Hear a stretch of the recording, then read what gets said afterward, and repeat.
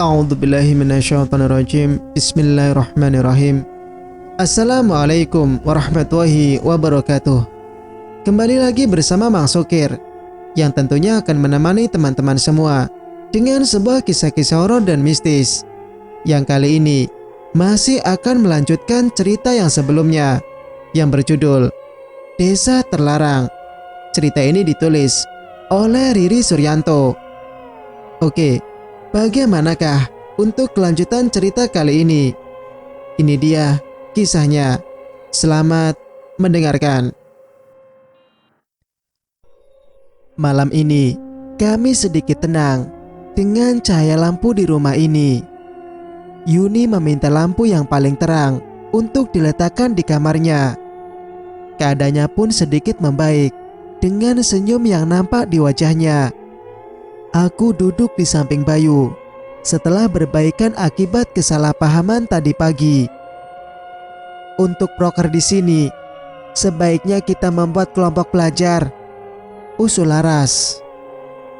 Benar, banyak dari penduduk di sini masih buta huruf.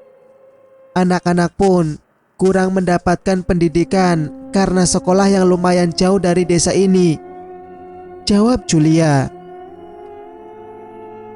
Aku juga punya ide untuk mengembangkan palawija di kala musim pancaroba di desa ini, usulku. Akhirnya kami sepakat dengan beberapa ide kami tentang kegiatan kami di desa ini.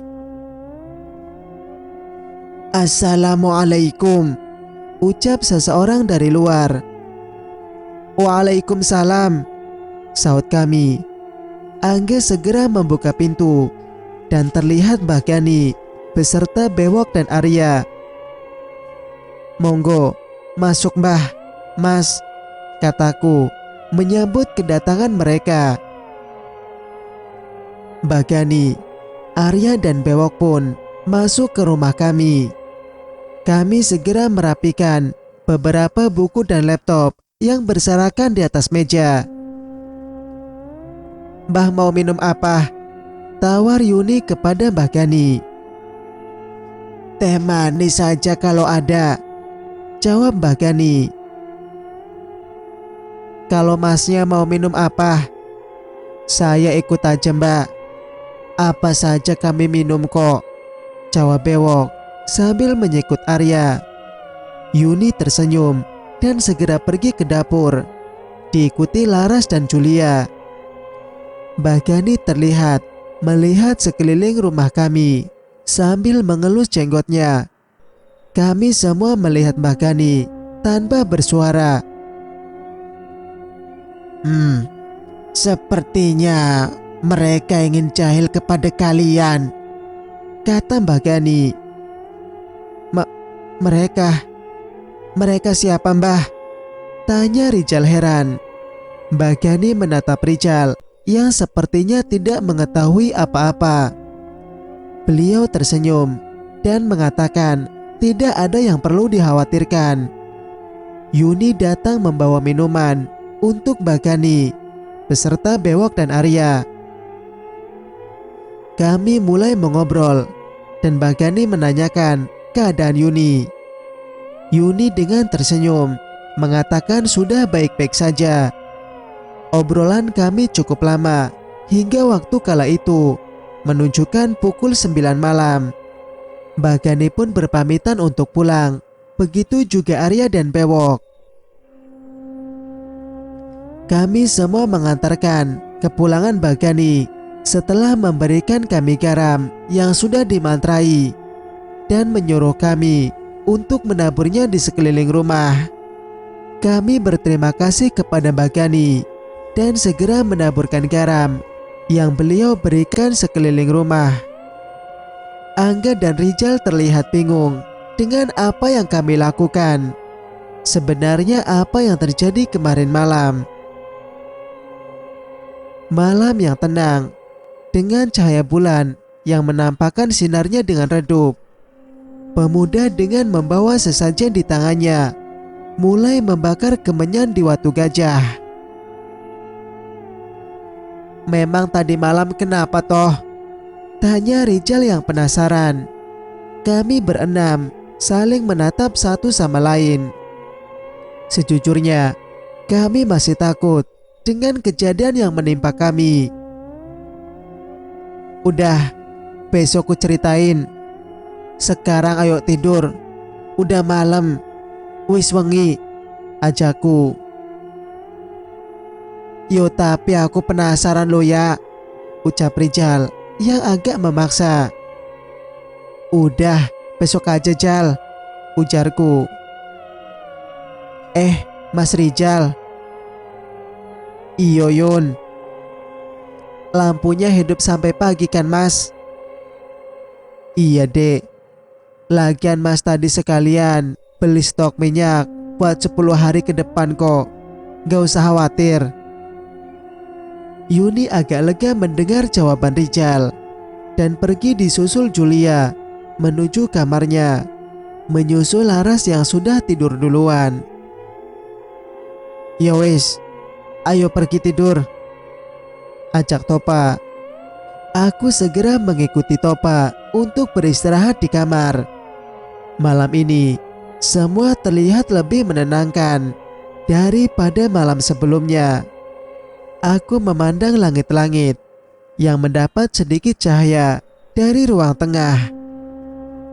Setidaknya ini membuat sedikit lebih baik. Belum tidur ya? Tanya Topa yang tidur di sebelahku. Belum Pak, belum bisa tidur, jawabku. Sama. Tapi ya, tambah Topa yang langsung duduk di tempat tidur. Aku pun ikut duduk di sebelahnya. Sejak datang ke desa ini, kurasa ada yang aneh, ucap Topa. Iyo sih Pak, aku juga ngerasa ada yang aneh. Pantangan-pantangan di sini terasa ambigu sih. Aku sendiri malah penasaran dengan tempat terlarang itu ya.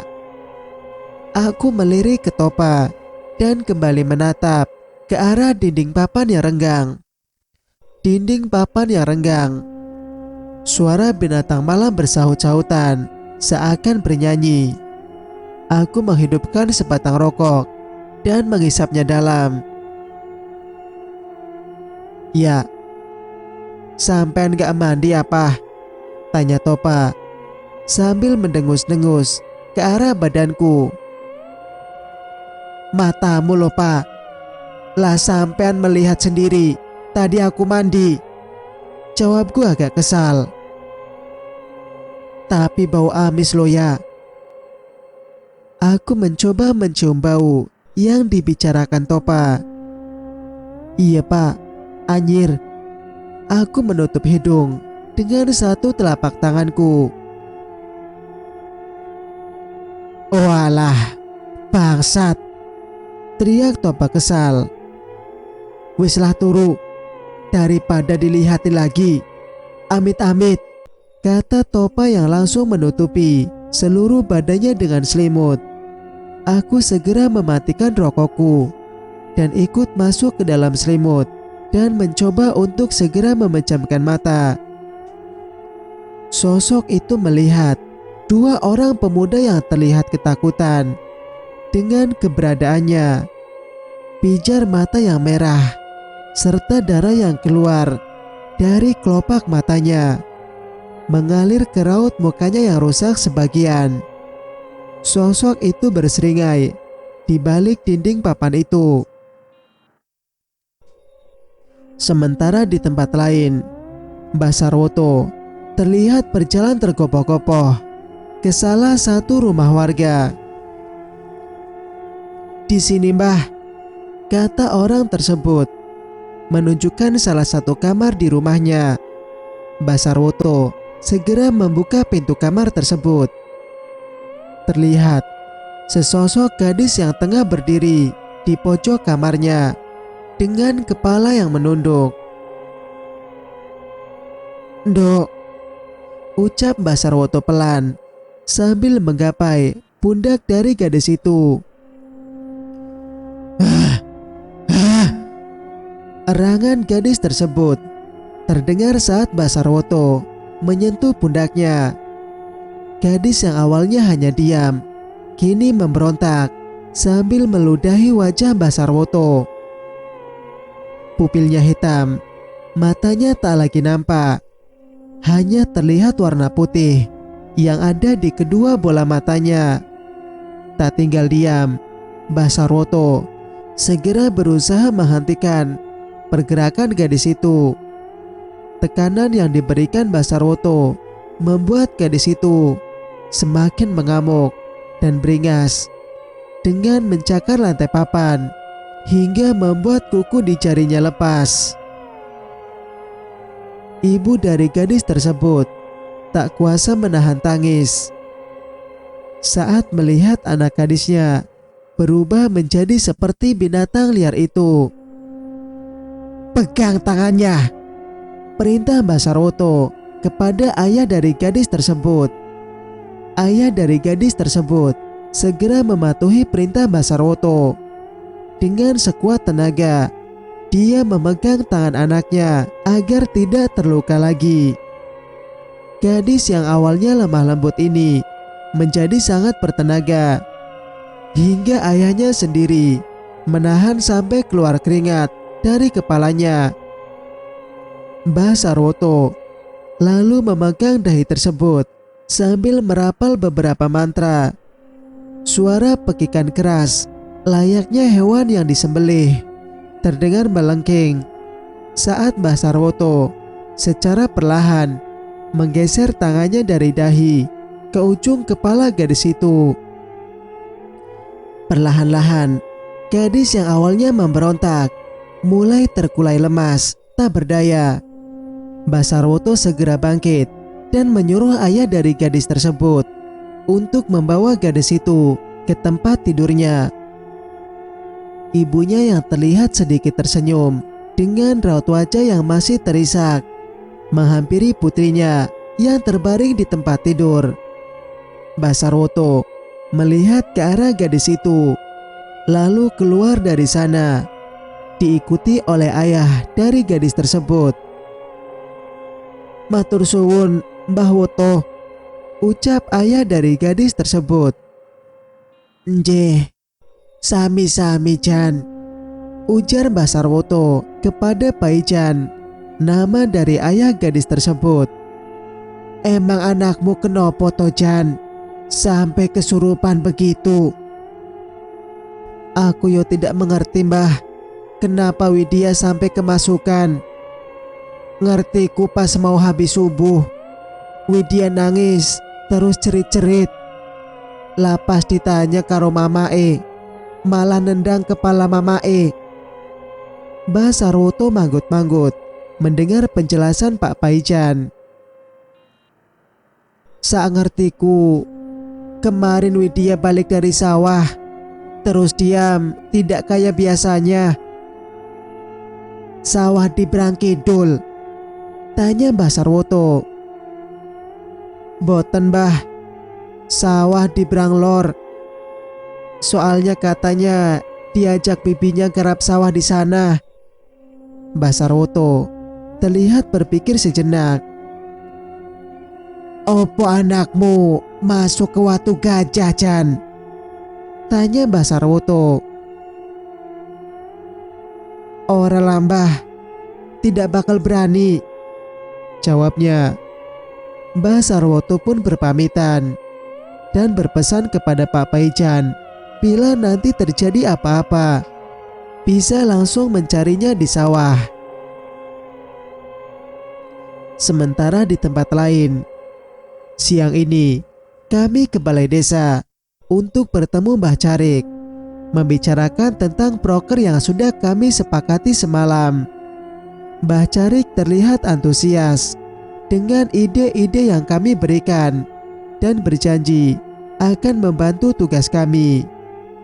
Kami senang mendengar jawaban dari Mbah Carik yang memberikan sinyal positif kepada kami. Kami pun berpamitan dan bersama-sama pulang ke rumah.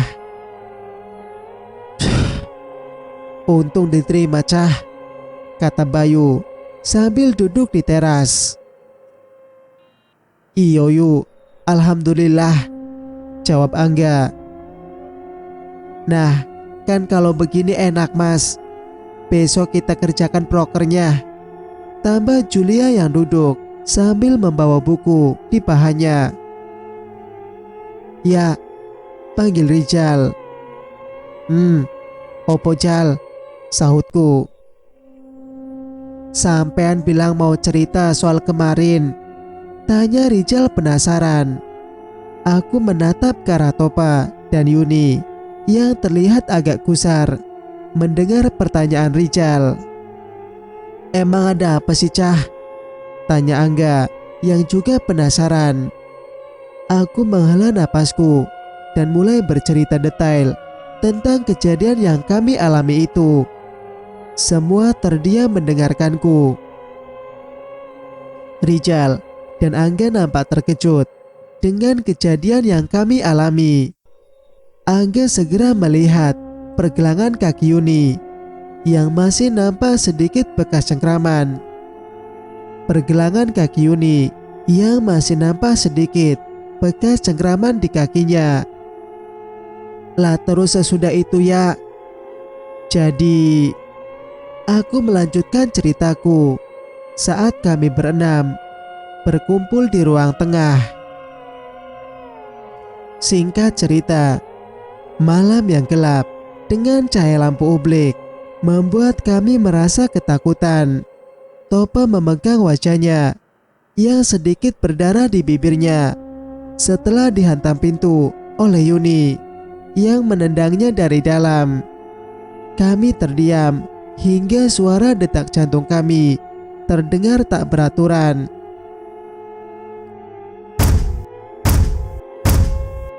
Suara keras bantingan pintu terdengar keras hingga membuat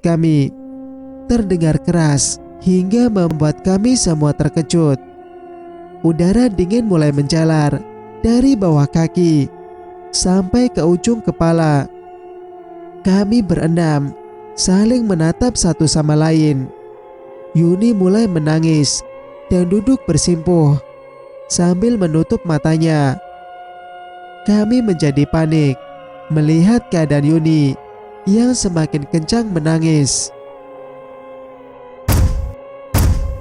Suara hantaman pintu diiringi sayup-sayup suara tangis dan tawa yang terdengar sangat jauh mulai terdengar di telinga kami. Kami bagai tertanam di pijakan kami masing-masing hingga suara itu perlahan menghilang. Aku mencoba melangkah melihat ke arah bantingan pintu di arah dapur. Hawa dingin membuat bulu kuduku di tengkuk leher berdiri. Aku berjalan lebih dahulu sambil memegang senter, diikuti Bayu serta teman-teman yang lain. Hanya tersisa Laras yang terlihat menenangkan Yuni di ruang tengah.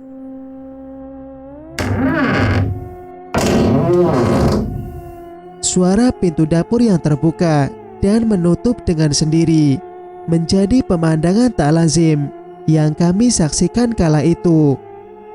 Aku ingat betul bahwa pintu di dapur sudah terkunci dengan rapat.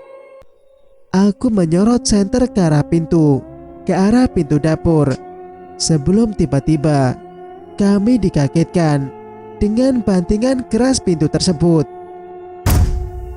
Sesosok tangan hitam dari arah luar terlihat memegang salah satu pilar pintu yang terbuka tersebut. Tangan yang hitam seperti membusuk sedikit demi sedikit merayap memegang kayu yang berada di sana. Sebuah kepala dengan rambut acak-acakan serta mata merah dan muka hancur yang terlihat mengintip kami dari balik pintu.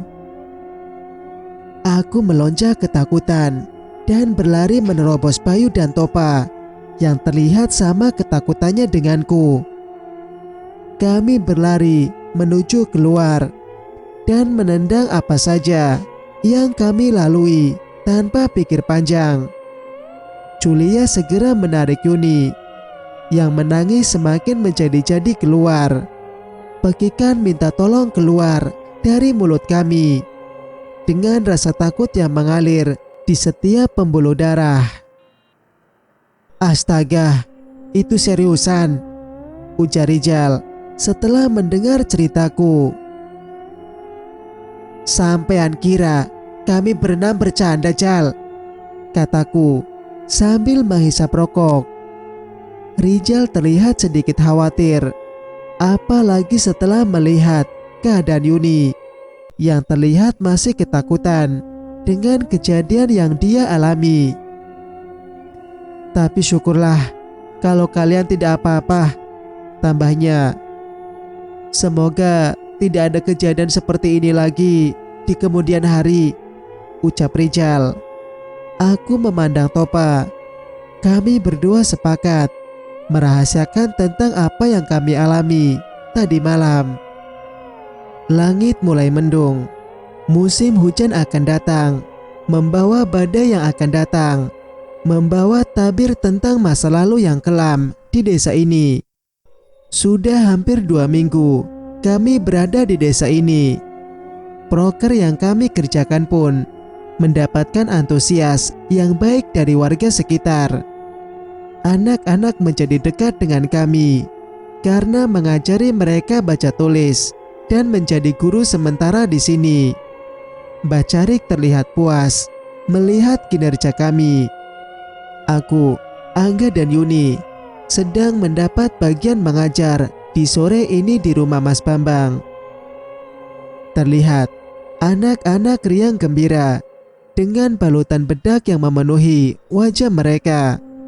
Candaan dan tawa membuat kami lebih bersemangat untuk mengajar. Alhamdulillah, ada yang bantuin, ujar Mas Bambang. Mas, kataku, menggeser tempat dudukku yang sedang melihat Yuni dan Angga yang kala itu sedang mengajar. Mas Bambang duduk di sampingku dengan membawa segelas teh di tangannya. Mau? Tawar Mas Bambang yang menyodorkan teh di depanku. Belum sempat ku melanjutkan perkataanku, Mas Bambang langsung meminum teh di depannya.